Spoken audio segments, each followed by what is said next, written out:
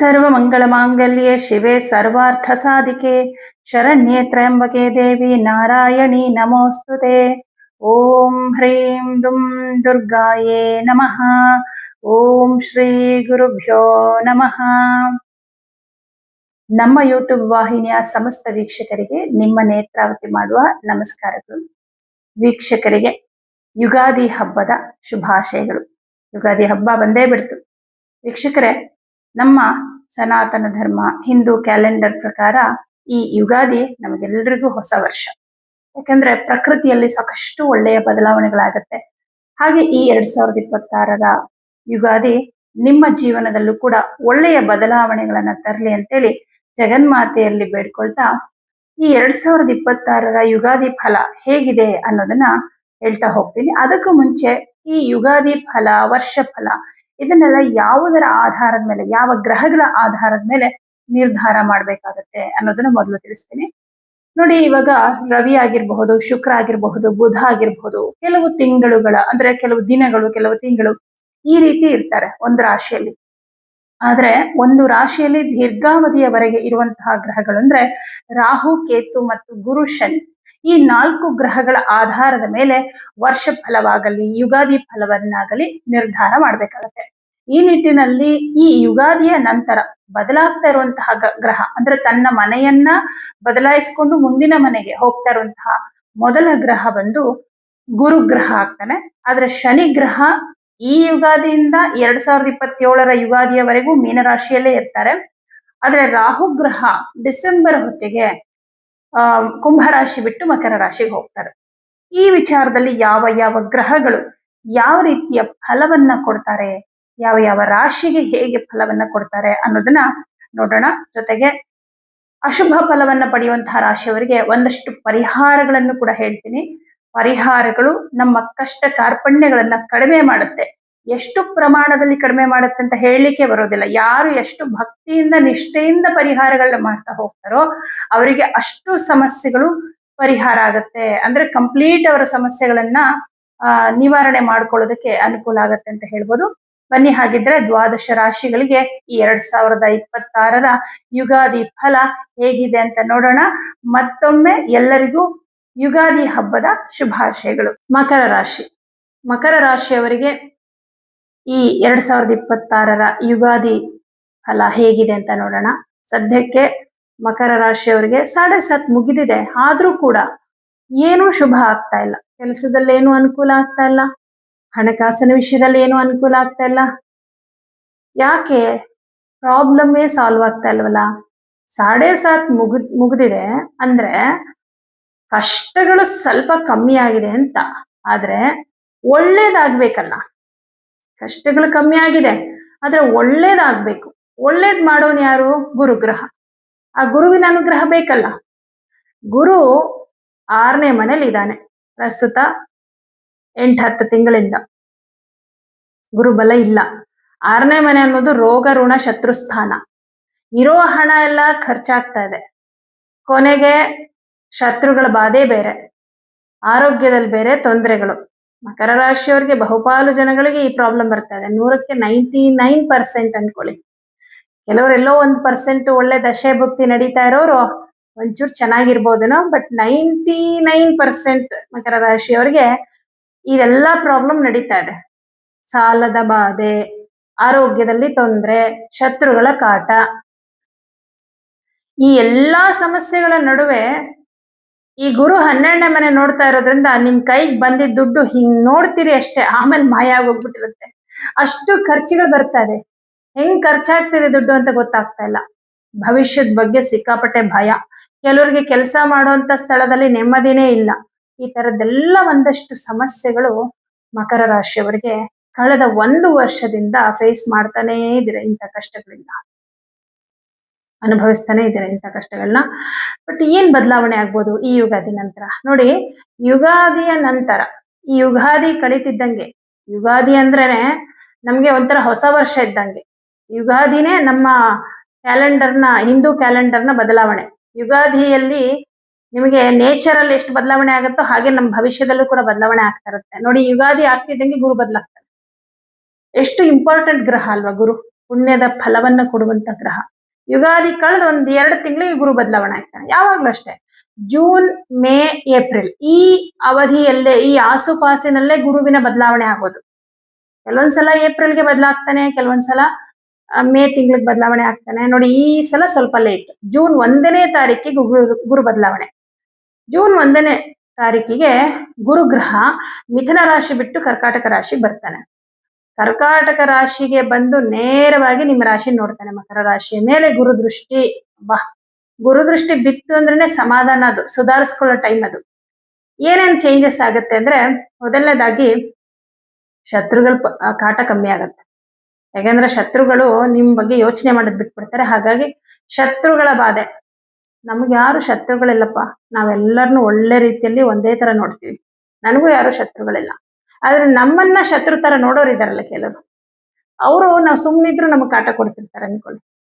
ಅಂಥವರಿಂದ ನಮ್ಗೆ ತೊಂದರೆ ನಿವಾರಣೆ ಆಗುತ್ತೆ ಅಂತ.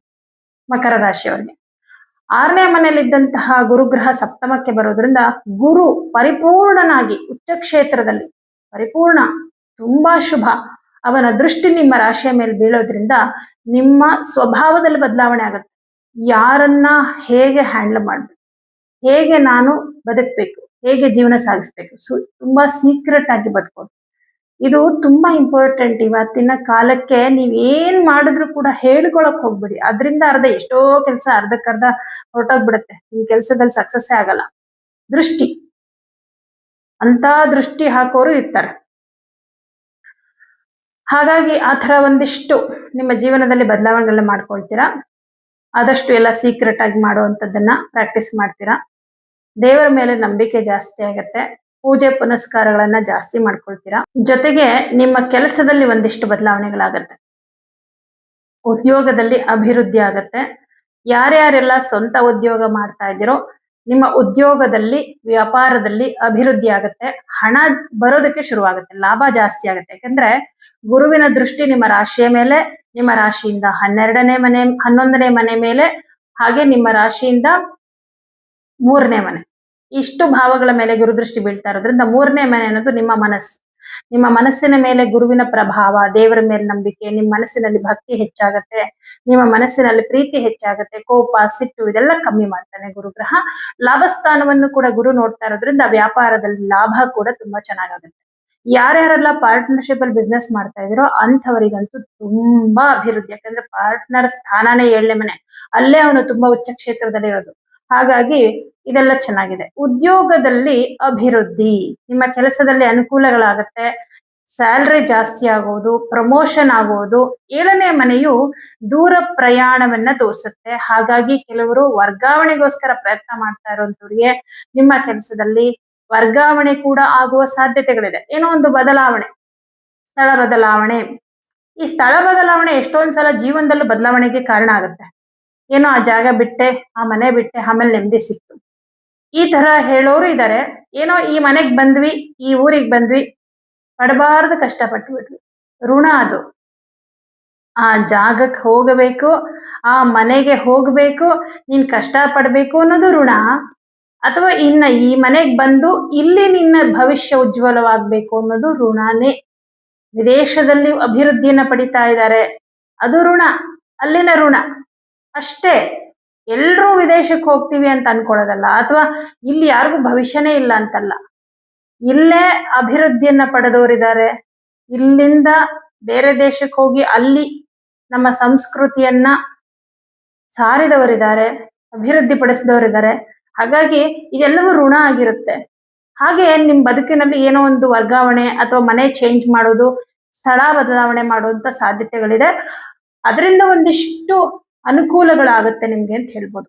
ಇನ್ನು ಗುರುಗ್ರಹದ ಅನುಗ್ರಹದಿಂದಾಗಿ ನಿಮ್ಮ ಜೀವನದಲ್ಲಿ ಸಾಲದ ಬಾಧೆ ನಿವಾರಣೆ ಆಗತ್ತೆ, ಹಣಕಾಸಿನ ವಿಷಯದಲ್ಲಿ ಅನುಕೂಲಗಳಾಗತ್ತೆ, ಶತ್ರು ಬಾಧೆ ನಿವಾರಣೆ ಆಗತ್ತೆ, ಉದ್ಯೋಗದಲ್ಲಿ ಕೂಡ ಅಭಿವೃದ್ಧಿ ಶುರುವಾಗತ್ತೆ, ಕುಟುಂಬದಲ್ಲಿ ಮನಸ್ತಾಪ, ಜಗಳ, ಅಸಮಾಧಾನ ಇದೆಲ್ಲ ಏನಿತ್ತಲ್ಲ ಇದೆಲ್ಲ ನಿವಾರಣೆ ಆಗತ್ತೆ. ಇನ್ನೊಂದು ತುಂಬಾ ಖುಷಿ ವಿಚಾರ ಏನ್ ಗೊತ್ತಾ, ಯಾರ್ಯಾರಿಗೆ ಮಕರ ರಾಶಿಯವರಿಗೆ ವೈವಾಹಿಕ ಜೀವನದಲ್ಲಿ ಜಗಳ ಇತ್ತು, ಮನಸ್ತಾಪಗಳಿತ್ತು, ಡೈವೋರ್ಸ್ ವರ್ಗೂ ಹೋಗಿತ್ತು ಸಮಸ್ಯೆ, ಅಥವಾ ಡೈವರ್ಸೇ ತಗೊಂಡ್ಬಿಟ್ಟಿದ್ದೀರಾ ಇಷ್ಟರೊಳಗೆ, ಅಂಥವ್ರು ಮತ್ತೆ ಒಂದಾಗುವಂಥದ್ದು, ನಿಮ್ಮ ಇಬ್ಬರ ನಡುವಿನ ಮನಸ್ತಾಪಗಳನ್ನ ನಿವಾರಣೆ ಮಾಡಿಕೊಂಡು ನಿಮ್ಮ ಒಂದು ಸಂಸಾರವನ್ನ ಸುಗಮವಾಗಿ ಮುಂದುವರಿಸುವಂಥದ್ದು.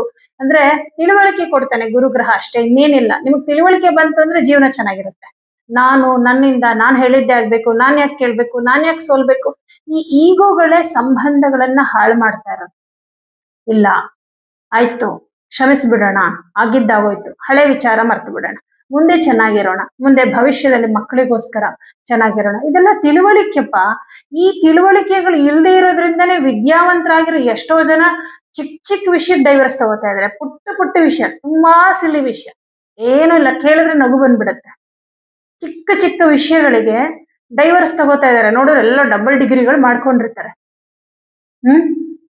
ಆದ್ರೆ 40-50 ವರ್ಷದ ಹಿಂದೆ ಒಂದು ದೊಡ್ಡ ಕುಟುಂಬಕ್ಕೆ ತಗೊಂಡೋಗ್ಬಿಟ್ಟು ಹಾಕ್ಬಿಡೋರು ಒಂದು ಹೆಣ್ಮಗಳನ್ನ, ಬರೀ 14, 15, 16 ವರ್ಷದ ಹೆಣ್ಮಗಳು.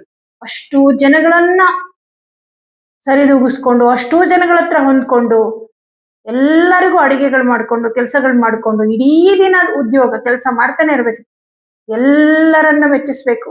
ಹೇಗ್ ಬಾಳ್ತಿದ್ರು ಅವರೆಲ್ಲ? ಈಗ ಯಾಕೆ ಆಗ್ತಾ ಇಲ್ಲ? ಮನಸ್ಥಿತಿ ಅಷ್ಟೇ. ನೀವು ಗ್ರಹಗಳ ಮೇಲೆ ಏನು ತಪ್ಪು ಹೊರಿಸ್ಲೇಬಾರ್ದು. ನಮ್ಮ ಮನಸ್ಥಿತಿ, ಮೆಂಟಾಲಿಟಿ. ಇವರು ನಮ್ಮ ಅತ್ತೆ, ಇವರು ನಮ್ಮ ಮಾವ, ಇವರು ನಮ್ಮ ಗಂಡ, ನಾನು ಇವ್ರ ಮಾತು ಕೇಳ್ಬೇಕು, ಇವ್ರು ಹೇಳ್ದಾಗ ಬದುಕ್ಬೇಕು, ಇದು ನನ್ನ ಮನೆ, ನಾನ್ ಬಂದಿರೋ ಮನೆ, ಇದು ನನ್ನ ಮನೆ, ನನ್ನದು ಅನ್ನೋ ಭಾವ ಬರಬೇಕು ಸ್ತ್ರೀಯರಿಗೆ. ನಾನೇನು ಅಂದ್ರೆ ಯಾಕೆ ಬರೀ ಸ್ತ್ರೀಯರಿಗೆ ಹೇಳ್ತಾ ಇದ್ದೀನಿ ಅಂದ್ರೆ, ಬಹುಪಾಲು ಸ್ತ್ರೀಯರಿಗೆ ಇಂದನೇ ಡೈವರ್ಸ್ಗಳು ಜಾಸ್ತಿ ಆಗ್ತಾ ಇರೋದು. ಯಾಕೆಂದ್ರೆ ಒಂದು ಮನೆಗೆ ಹೋಗಿದ ತಕ್ಷಣ ಅವ್ರಿಗೆ ಇನ್ನೊಬ್ಬರನ್ನ, ಅತ್ತೆಯನ್ನ ಅಮ್ಮನ ಹಾಗೆ ನೋಡೋಕೆ ಅವ್ರಿಗೆ ಮನ್ಸು ಒಪ್ಕೊಳ್ಳಲ್ಲ, ಮಾವನನ್ನ ತಂದೆ ಹಾಗೆ ನೋಡೋದಕ್ಕೆ ಮನಸ್ಸು ಒಪ್ಕೊಳ್ಳಲ್ಲ. ಸಂಪೂರ್ಣವಾದ ಸ್ವಾತಂತ್ರ್ಯ, ಸ್ವ ಇಚ್ಛೆ, ಸ್ವೇಚ್ಛೆಯಾಗಿ ಬದಲಾವಣೆ ಆಗುತ್ತೆ. ಅಲ್ಲಿ ಏನಾಗತ್ತೆ, ಒಂಥರ ಅವರಿಗೆ ಬಂಧನದ ವಾತಾವರಣ ಉಂಟಾಗುತ್ತೆ. ಸೊ ಹೀಗೆಲ್ಲ ಆಗ್ತಾ ಇದೆ. ಬಟ್ ಏನೇ ಸಮಸ್ಯೆ ಆದ್ರೂ ಮಕರ ರಾಶಿಯವರಿಗೆ ಜೂನ್ ನಂತರ, ಗುರು ಬದಲಾವಣೆ ನಂತರ ಈ ವೈವಾಹಿಕ ಜೀವನದಲ್ಲಿದ್ದಂತಹ ಸಮಸ್ಯೆಗಳನ್ನ ನಿವಾರಣೆ ಮಾಡ್ಕೊಳ್ತೀರ. ಏನೋ ಬುದ್ಧಿ ಬಂತು ಅನ್ನೋ ರೀತಿಯಲ್ಲಿ, ನಿಮಗ್ ಬುದ್ಧಿ ಬಂತು ಅಥವಾ ನಿಮ್ ಸಂಗಾತಿಗ್ ಬುದ್ಧಿ ಬಂತು. ಪಾಪ ನೀವು, ಕೆಲವರಿಗೆಲ್ಲ ಏನಾಗತ್ತೆ ಅಂದ್ರೆ ಅವ್ರು ತುಂಬಾ ಅಡ್ಜಸ್ಟ್ ಮಾಡ್ಕೊಳ್ತಿರ್ತಾರೆ, ಬಟ್ ಇವ್ರ ಸಂಗಾತಿನೇ ಅವರನ್ನ ದೂರ ಮಾಡ್ತಿರ್ತಾರೆ ಬೇರೆ ಬೇರೆ ಕಾರಣಕ್ಕೆ.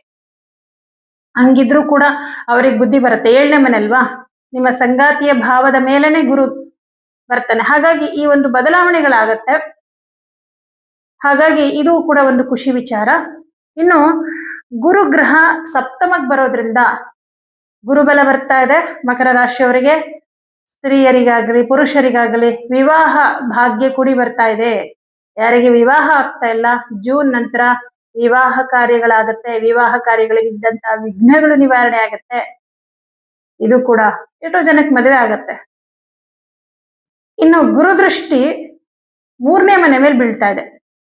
ಹೊಸ ವ್ಯಕ್ತಿಗಳ ಪರಿಚಯ, ನಿಮ್ಮ ಬದುಕಿನಲ್ಲಿ ಹೊಸ ವ್ಯಕ್ತಿಗಳು ಬರ್ತಾರೆ. ಅಂದ್ರೆ ಒಳ್ಳೆಯ ವ್ಯಕ್ತಿಗಳು. ಯಾಕೆಂದ್ರೆ ಶನಿ ಮೇಲೆ ಗುರುದೃಷ್ಟಿ ಬಿದ್ದಾಗ, ಶನಿ ಕರ್ಮ, ಗುರು ಧರ್ಮ, ಧರ್ಮ ಕರ್ಮಗಳಿಗೆ ಸರಿಯಾಗಿರುವಂತಹ ವ್ಯಕ್ತಿ, ತಪ್ಪು ಮಾಡದೇ ಇರುವಂತವ್ರು ಒಳ್ಳೆ ವ್ಯಕ್ತಿ ಅಂತ ಹೇಳ್ಬೋದು. ಅಂತಹ ಒಂದು ವ್ಯಕ್ತಿ, ಅಂತಹ ಒಬ್ರು ಸ್ತ್ರೀನೋ ಪುರುಷನೋ ನಿಮ್ಮ ಜೀವನಕ್ಕೆ ಸ್ನೇಹಿತರಾಗೋ ಅಥವಾ ಯಾರೋ ಒಬ್ರು ಮಿತ್ರರಾಗೋ ಬರ್ತಾರೆ. ಅವರಿಂದ ನಿಮ್ಮ ಬದುಕಿನಲ್ಲಿ ಬಹಳಷ್ಟು ಸಲಹೆ, ಒಂದು ಸಮಾಧಾನ ಅಥವಾ ಏನೋ ಒಂದು ಉಪಯೋಗ ಆಗತ್ತೆ. ಮಿತ್ರ ಸ್ಥಾನಕ್ಕೆ ಗುರುದೃಷ್ಟಿ ಇರೋದ್ರಿಂದ ಹೀಗೆ ಒಂದಷ್ಟು ಶುಭ ಫಲಗಳು, ಜೊತೆಗೆ ಉದ್ಯೋಗದಲ್ಲಿ ಅಭಿವೃದ್ಧಿ, ಉದ್ಯೋಗದಲ್ಲಿ ಪ್ರಮೋಷನ್, ಇದೆಲ್ಲದೂ ಆಗುತ್ತೆ. ವಿದ್ಯಾರ್ಥಿಗಳಿಗೆ ಗುರುಬಲ ಬರ್ತಾ ಇರೋದ್ರಿಂದ ಓದೋದ್ರಲ್ಲಿ ಆಸಕ್ತಿ ಜಾಸ್ತಿ ಆಗುತ್ತೆ. ಯಾಕಂದ್ರೆ ಓದ್ಬೇಕು ಅಂತಂದ್ರೆ ಆಸಕ್ತಿನೇ ಇಂಪಾರ್ಟೆಂಟ್ ಫಸ್ಟ್. ಆ ಆಸಕ್ತಿಯನ್ನ ಕೊಡೋನೆ ಗುರುಗ್ರಹ. ಗುರು 6ನೇ ಮನೆಯಲ್ಲಿ 8ನೇ ಮನೆಯಲ್ಲೆಲ್ಲ ಇದ್ದಾಗ ಓದೋದ್ರಲ್ಲಿ ಆಸಕ್ತಿ ಬರಲ್ಲ. 7ನೇ ಮನೆಯಲ್ಲಿ ಪ್ರಬಲನಾಗಿ ಕೂತ್ಕೊಂಡು ನಿಮ್ಮ ರಾಶಿಯನ್ನ ನೋಡ್ತಾ ಇರೋದ್ರಿಂದ ಓದ್ಬೇಕು, ನಾನು ಚೆನ್ನಾಗಿ ಒಳ್ಳೆ ಮಾರ್ಕ್ಸ್ ತಗೋಬೇಕು ಅನ್ನುವಂತಹ ಆಸಕ್ತಿ ಜಾಸ್ತಿ ಆಗುತ್ತೆ. ಜವಾಬ್ದಾರಿ ಜಾಸ್ತಿ ಆಗುತ್ತೆ. ಗುರು ಜವಾಬ್ದಾರಿ ಕೊಡ್ತಾನೆ, ಜವಾಬ್ದಾರಿ ಜಾಸ್ತಿ ಆಗುತ್ತೆ. ಓದೋದ್ರಲ್ಲಿ ಆಸಕ್ತಿ ಜಾಸ್ತಿ ಆಗುತ್ತೆ. ಹಾಗಾಗಿ ವಿದ್ಯಾರ್ಥಿಗಳಿಗೆ ಚೆನ್ನಾಗಿದೆ. ವಿದ್ಯಾರ್ಥಿಗಳಿಗೆ ವಿದ್ಯಾಭ್ಯಾಸಕ್ಕೆ ಸಂಬಂಧಪಟ್ಟಂತಹ ಅನುಕೂಲಗಳಾಗುತ್ತೆ ಈ ವರ್ಷದಲ್ಲಿ. ಹಾಗೆ ದೂರ ಪ್ರಯಾಣವನ್ನ ಮಾಡ್ತೀರಾ, ದೇವಸ್ಥಾನಗಳಿಗೆ ಹೋಗ್ತೀರಾ. ಯಾಕಂದ್ರೆ 7ನೇ ಮನೆ ಪ್ರಯಾಣವನ್ನ ತೋರಿಸುತ್ತೆ. ತೀರ್ಥಕ್ಷೇತ್ರಗಳು, ಯಾಕಂದ್ರೆ ಜಲತತ್ವ ರಾಶಿಯಲ್ಲಿ ಗುರು, ನದಿ ತೀರದ ದೇವಾಲಯಗಳಿಗೆ ಹೋಗುವಂಥದ್ದು, ಕೆಲವು ಹರಕೆಗಳು ಏನಿತ್ತು ಅದನ್ನ ತೀರಿಸುವಂಥದ್ದು, ಧರ್ಮ ಕಾರ್ಯಗಳನ್ನ ಮಾಡುವಂಥದ್ದು, ಮನೆಯಲ್ಲಿ ವಿಶೇಷವಾದ ಪೂಜೆ ಪುನಸ್ಕಾರಗಳನ್ನ ಪ್ರಾರಂಭ ಮಾಡ್ತೀರಾ, ಹಾಗೆ ಆಧ್ಯಾತ್ಮದ ಬಗ್ಗೆ ಆಸಕ್ತಿಯನ್ನ ತೋರಿಸ್ತೀರಾ. ಹೀಗೆ ಒಂದಷ್ಟು ಶುಭ ಫಲಗಳೇ ಇರೋದ್ರಿಂದ, ಆಮೇಲೆ ಎಲ್ಲದಕ್ಕಿಂತ ದೊಡ್ಡ ವಿಚಾರ, ಕೋರ್ಟ್ ಕೇಸ್ಗಳು ಏನಿದೆ ಅದರಲ್ಲಿ ನಿಮಗೆ ನ್ಯಾಯ ಸಿಕ್ಕುತ್ತೆ. ಏನೇ ಕೇಸ್ ಇರ್ಬೋದು, ಆಸ್ತಿ ವಿಚಾರದ ಕೇಸ್ ಇರ್ಬೋದು, ಅಥವಾ ನಿಮ್ಮ ಮೇಲೆ ಯಾವುದೋ ಒಂದು ಕಳಂಕ ಹೊರಿಸಿರ್ಬೋದು, ಅಥವಾ ನಿಮ್ಮ ಮೇಲೆ ಯಾವುದೋ ಒಂದು ತಪ್ಪು, ಕೆಲವೊಂದ್ಸಲ ಏನಾಗುತ್ತೆ, ತಪ್ಪು ಮಾಡಿಲ್ದೆ ಹೋದ್ರೂ ಕೂಡ ಶಿಕ್ಷೆನ ಅನುಭವಿಸುವಂತಹ ಪರಿಸ್ಥಿತಿಗಳು ಕೆಲವರಿಗೆ ಬರುತ್ತೆ. ಸೊ ಈ ತರ ಯಾವುದೋ ಒಂದು ವಿಚಾರವಾಗಿ ಕಾನೂನಿನ ದೃಷ್ಟಿಯಲ್ಲಿ ಸಮಸ್ಯೆಗಳನ್ನ ಅನುಭವಿಸ್ತಾ ಇದ್ದೀರಾ, ನ್ಯಾಯ ಸಿಗ್ಬೇಕಾಗಿದೆ, ನ್ಯಾಯಕ್ಕಾಗಿ ಹಂಬಲಿಸ್ತಾ ಇದ್ದೀರಾ ಅನ್ನುವಂಥವ್ರಿಗೆ ಗುರು ನ್ಯಾಯವನ್ನ ಒದಗಿಸಿ ಕೊಡ್ತಾನೆ. ನಿಮ್ಮಲ್ಲಿ ನ್ಯಾಯ ಇದ್ದರೆ, ನೀವು ನ್ಯಾಯಯುತವಾಗಿ ನಡೆದುಕೊಂಡಿದ್ದರೆ, ಯಾಕಂದ್ರೆ ಅವನು ನ್ಯಾಯಾಧೀಶ, ಜಡ್ಜ್ಮೆಂಟ್ ಕೊಡದೆ ಗುರುಗ್ರಹ ನಿಮ್ಮ ಪರವಾಗಿ ಜಡ್ಜ್ಮೆಂಟ್ ಅನ್ನ ಕೊಡ್ತಾನೆ. ಇದೆಲ್ಲ ಒಂದು ಕಡೆ ಶುಭ ಫಲ. ಆದ್ರೆ ಈ ಮಧ್ಯದಲ್ಲಿ ಗುರು ಏನಾಗ್ತಾನೆ ಅಂದ್ರೆ, ಅಕ್ಟೋಬರ್ 31ನೇ ತಾರೀಕಿಗೆ ಸಿಂಹ ರಾಶಿಗೆ ಬಂದು ಒಂದು 3 ತಿಂಗಳು ಇರ್ತಾನೆ. ಜನವರಿ 2027 ಅಲ್ಲಿವರೆಗೂ ಸಿಂಹ ರಾಶಿಯಲ್ಲಿದ್ದು, ಜನವರಿ 26ನೇ ತಾರೀಕಿಗೆ ವಾಪಸ್ ಮತ್ತೆ ಕರ್ಕಾಟಕ ರಾಶಿಗೆ ಬರ್ತಾನೆ. ಅಂದ್ರೆ ಒಂದು 3 ತಿಂಗಳು ಸಿಂಹ ರಾಶಿಯಲ್ಲಿ ಅಷ್ಟಮದಲ್ಲಿರೋ ಸಮಯದಲ್ಲಿ ಸ್ವಲ್ಪ ಹಣಕಾಸಿನ ವಿಷಯದಲ್ಲಿ ನಷ್ಟ ಆಗಬಹುದು, ಸ್ವಲ್ಪ ಖರ್ಚು ಜಾಸ್ತಿ ಆಗಬಹುದು, ದುಡ್ಡಿನ ವಿಷಯದಲ್ಲಿ ಮೋಸ ಆಗಬಹುದು, ಬೆಲೆ ಬಾಳುವಂತಹ ವಸ್ತುಗಳನ್ನ ಕಳ್ಕೋಬಹುದು, ಅಥವಾ ಒಡವೆಯನ್ನ ಕಳ್ಕೋಬಹುದು, ಅಥವಾ ಹಣ ಕಳ್ಕೋಬಹುದು. ಅಂದ್ರೆ ಕಳ್ಳತನ ಆಗ್ಬೋದು, ಅಥವಾ ನೀವು ಮಿಸ್ ಆಗಿ ಕಳ್ಕೋಬಹುದು. ಈ ತರದ್ದು ಏನೋ ಒಂದು ನಷ್ಟ ಆಗುತ್ತೆ. ಸ್ವಲ್ಪ ಈ 3 ತಿಂಗಳು ಎಚ್ಚರವಾಗಿರಿ, ಹುಷಾರಾಗಿರಿ, ಆಯ್ತಾ. ಮತ್ತೆ ಈ 3 ತಿಂಗಳಲ್ಲಿ ಪ್ರಯಾಣ ಬೇಡ. ನಾ ಹೇಳ್ದೆ ಪ್ರಯಾಣ ಮಾಡ್ತಿರೋ ದೂರ ಪ್ರಯಾಣ ಅಂತ, ಆದ್ರೆ ಈ ವರ್ಷದ ನವೆಂಬರ್, ಡಿಸೆಂಬರ್ ಮತ್ತೆ ನೆಕ್ಸ್ಟ್ ಇಯರ್ ಜನವರಿ, ಈ 3 ತಿಂಗಳು ದೂರ ಪ್ರಯಾಣ ಎಲ್ಲ ಬೇಡ. ಇದರಿಂದ ಏನಾಗುತ್ತೆ ಅಂದ್ರೆ, ಒಂದು ತುಂಬಾ ದುಡ್ಡು ನಷ್ಟ ಆಗುತ್ತೆ, ಜೊತೆಗೆ ಆರೋಗ್ಯದಲ್ಲಿ ತೊಂದರೆಗಳು ಬರುತ್ತೆ. ಬಟ್ ಈ 3 ತಿಂಗಳಲ್ಲಿ ಒಂದು ಒಳ್ಳೆ ಬದಲಾವಣೆನೂ ಆಗುತ್ತೆ. ಏನಂದ್ರೆ, ವಿದೇಶದಲ್ಲಿ ಉದ್ಯೋಗವನ್ನ ಪಡಿಬೇಕು ಅಂತ ಬಯಸ್ತಾ ಇರುವಂತವ್ರಿಗೆ ಈ ನವೆಂಬರ್, ಡಿಸೆಂಬರ್ ಅಲ್ಲೇ ನಿಮ್ಗೆ ವಿದೇಶಕ್ಕೆ ಹೋಗೋ ಅವಕಾಶ ಸಿಗುತ್ತೆ. ಇದು ಶುಭ. ಮತ್ತೆ ವಾಪಸ್ 2027 ಜನವರಿ 26ನೇ ತಾರೀಕಿಗೆ ಕರ್ಕಾಟಕ ರಾಶಿಗೆ ಬಂದ್ಮೇಲೆ ಅಗೇನ್ ನಿಮ್ಗೆ ಮತ್ತೆ ಶುಭ ಫಲವನ್ನ ಕೊಡೋದಕ್ಕೆ ಶುರು ಮಾಡ್ತಾನೆ. ಶನಿಯ ಮೇಲೆ ಗುರುದೃಷ್ಟಿ ಬೀಳೋದ್ರಿಂದ ಆರ್ಥಿಕ ಸಂಕಷ್ಟಗಳನ್ನ ನಿವಾರಣೆ ಮಾಡೋದ್ರ ಜೊತೆಗೆ ಮನಸ್ಸಿಗೆ ಸಮಾಧಾನ, ಸಂತೋಷ ಇವೆಲ್ಲವನ್ನ ಕೊಡ್ತಾನೆ. ಕುಟುಂಬದಲ್ಲಿ ನೆಮ್ಮದಿ, ನಿಮ್ಮ ಗೌರವ ಹೆಚ್ಚಾಗತ್ತೆ. ಅಪವಾದಗಳಿಂದ ಸಿಲುಕಿ ಅಪವಾದಗಳನ್ನ ಹೊತ್ಕೊಂಡು ತುಂಬಾ ಸಂಕಟ ಪಡ್ತಾ ಇರುವಂತವ್ರು ಅಪವಾದದಿಂದ ಹೊರಗಡೆ ಬರ್ತೀರ. ನಿಮ್ಮ ಗೌರವ, ವ್ಯಕ್ತಿತ್ವವನ್ನ ಜಾಸ್ತಿ ಮಾಡ್ತಾನೆ ಗುರು. ನೀವ್ ಯಾರು ಅನ್ನುವಂತಹ ಸತ್ಯ ದರ್ಶನವನ್ನ ಸಮಾಜಕ್ಕೆ ಮಾಡಿ ತೋರಿಸ್ತಾನೆ. ಎಷ್ಟೋ ಜನ ಪಾಪ ತಪ್ಪೇ ಮಾಡಿರಲ್ಲ, ಆದ್ರೂ ಅಪವಾದ ಹೊತ್ಕೊಂಡು ಓಡಾಡ್ತಾ ಇರ್ತಾರೆ. ಈ ಅಪವಾದದಿಂದ ಹೊರಗಡೆ ಬರ್ತೀರಾ. ಇನ್ನು ಈ ವರ್ಷದಲ್ಲಿ ಬದಲಾಗ್ತಾ ಇರುವಂತಹ, ಸ್ಥಾನ ಬದಲಾವಣೆ ಮಾಡ್ತಾ ಇರುವಂತಹ ಮತ್ತೊಂದು ಗ್ರಹ ರಾಹು ಗ್ರಹ. ಈ ರಾಹು ಡಿಸೆಂಬರ್ 26ನೇ ತಾರೀಕಿಗೆ ನಿಮ್ ರಾಶಿಗೆ ಬರ್ತಾನೆ. ಸ್ವಲ್ಪ ರಾಹು ನಿಮ್ ರಾಶಿಗೆ ಬಂದ್ಮೇಲೆ ನಿಮ್ಮ ವ್ಯಕ್ತಿತ್ವದಲ್ಲಿ ಒಂದ್ ಸ್ವಲ್ಪ ಗೊಂದಲಗಳು, ಕೆಲವೊಂದು ವಿಚಾರಗಳ ಕಡೆಗೆ ನೀವು ಏನ್ ನಿರ್ಧಾರ ತಗೋಬೇಕು ಅನ್ನೋದ್ರ ಬಗ್ಗೆ ಅನುಮಾನಗಳು ಜಾಸ್ತಿ ಆಗುತ್ತೆ. ತುಂಬಾ ಎಲ್ಲರನ್ನೂ ಅನುಮಾನಿಸಿ ನೋಡುವಂಥದ್ದು, ತುಂಬಾ ಜನಗಳಲ್ಲಿ ತಪ್ಪು ಹುಡುಕುವಂಥದ್ದು, ಒಳ್ಳೆಯವರಲ್ಲೂ ನೆಗೆಟಿವ್ ನ ಹುಡುಕುವಂಥದ್ದು. ಯಾಕಂದ್ರೆ ಅನುಮಾನಗಳನ್ನ ಸೃಷ್ಟಿ ಮಾಡೋದು, ಊಹೆಗಳನ್ನ ಸೃಷ್ಟಿ ಮಾಡೋದು ರಾಹುವಿನ ಕೆಲಸ. ಈ ತರದೆಲ್ಲ ಸ್ವಲ್ಪ ಆಗತ್ತೆ ಅಷ್ಟೇ. ಅಂದ್ರೆ ಪ್ರಾಕ್ಟಿಕಲಿ ಏನು ತೊಂದರೆ ಆಗಲ್ಲ, ಬಟ್ ಮಾನಸಿಕವಾಗಿ ತುಂಬಾ ಕನ್ಫ್ಯೂಸ್ ಆಗಿರ್ತೀರ ರಾಹು ಪ್ರಭಾವ. ಯಾಕಂದ್ರೆ ರಾಹು ನಿಮ್ ರಾಶಿಯಲ್ಲಿ ಇದ್ರು ಕೂಡ ಗುರುದೃಷ್ಟಿನೂ ಇದ್ದೇ ಇರುತ್ತೆ. ಸ್ವಲ್ಪ ರಾಹು ಅವಾಗವಾಗ ಡಿಸ್ಟರ್ಬ್ ಮಾಡ್ತಿರ್ತಾನೆ. ಅದಕ್ಕೆ ಏನ್ ಮಾಡಿ ಅಂದ್ರೆ, ಪ್ರತಿದಿನ ದುರ್ಗಾ ಅಷ್ಟೋತ್ತರವನ್ನ ಹೇಳ್ಕೊಳ್ಳಿ. ಪ್ರತಿ ಶನಿವಾರ ಉದ್ದಿನ ಬೇಳೆ, ಹುರುಳಿಕಾಳು ಯಾವ್ದಾದ್ರು ದೇವಸ್ಥಾನಕ್ಕೆ ಇಟ್ಕೊಡಿ, ಒಳ್ಳೇದಾಗತ್ತೆ. ಈ 2026ರ ಯುಗಾದಿ ಫಲವು ಮಕರ ರಾಶಿಯವರಿಗೆ ತುಂಬಾ ಶುಭವನ್ನೇ ತರ್ತಾ ಇದೆ. ಹಾಗಾಗಿ ಎಲ್ರಿಗೂ ಶುಭವಾಗಲಿ.